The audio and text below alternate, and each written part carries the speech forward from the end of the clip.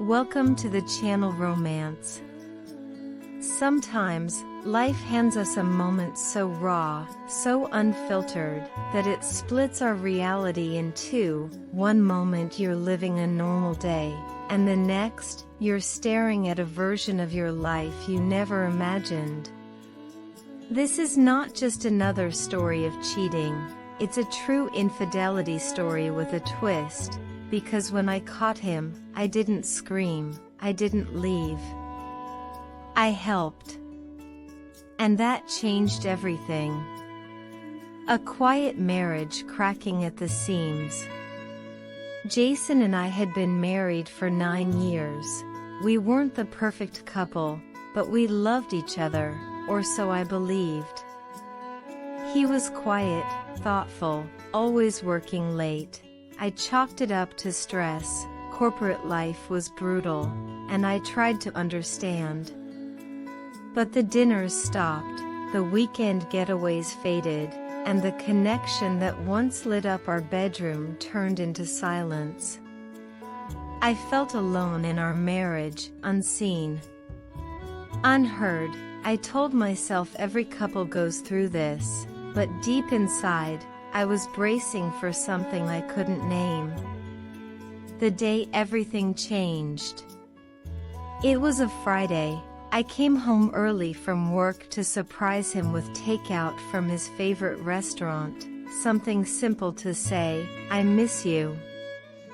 The house was quiet, his car was in the driveway. I walked up the stairs, humming to myself.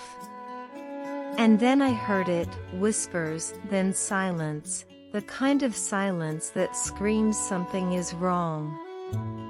I opened the bedroom door, and there they were, Jason and a woman, a coworker.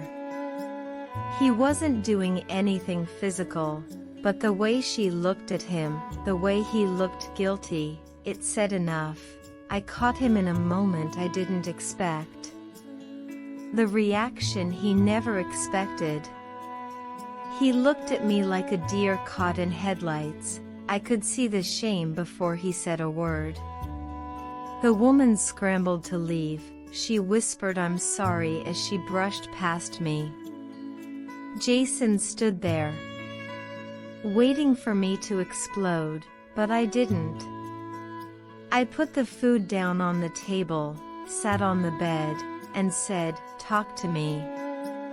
His tears came before the words. I listened, not because I forgave him, but because I needed to understand why the man I married disappeared into someone I didn't recognize. The confession. He told me he felt invisible, that he was drowning at work, and every time he looked at me, he felt like a failure.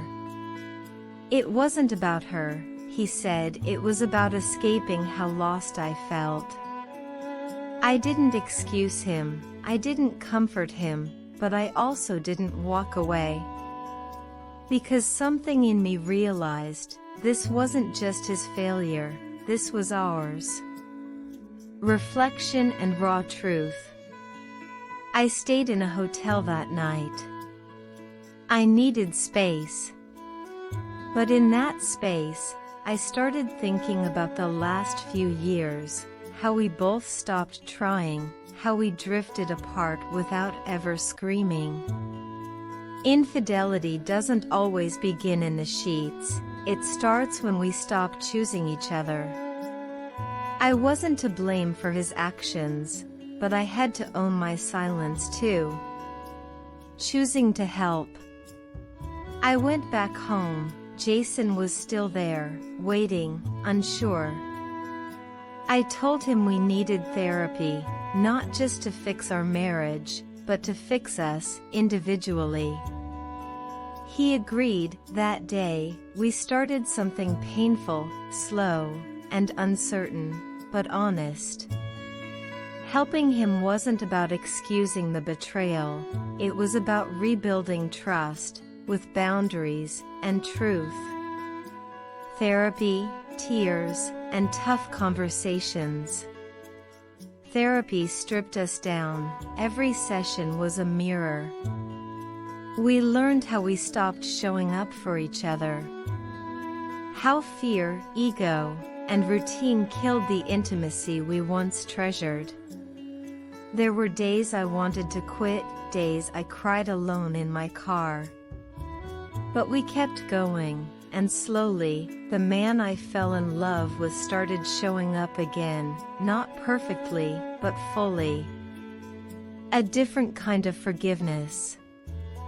Forgiveness is not forgetting, it's choosing to let go of control and see if trust can be rebuilt. Jason never begged, he listened, he changed, he made space for my anger, my questions, and my doubts. And I, in turn, chose to help, not him, but us. Because healing doesn't always mean walking away, sometimes, it means walking back, together. Where we are now. It's been 2 years, we still go to therapy, we still have hard days. But our marriage is different now, stronger in the places it once broke. People ask me, why did you stay? My answer is simple, straight face, because he was willing to do the work. And so was I. Infidelity doesn't always end in divorce, sometimes, it begins a new chapter. But only when both people choose honesty over comfort, growth over blame. To anyone going through betrayal, you don't owe anyone your forgiveness, but you owe yourself the truth. And if love is still alive, maybe, just maybe, healing is possible. Subscribe to Romance for more emotional stories that touch the heart, capture the truth, and celebrate the resilience of love. Like, comment your thoughts, subscribe for weekly romantic stories.